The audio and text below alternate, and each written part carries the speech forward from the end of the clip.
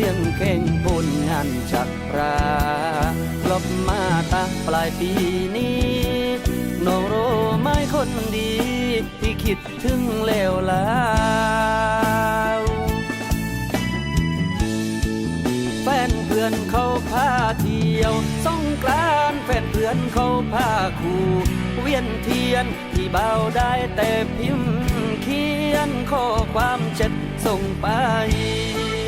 แฟนเพื่อนเขาพาไปจักราแฟนเพื่อนเขาพาเที่ยวในตอน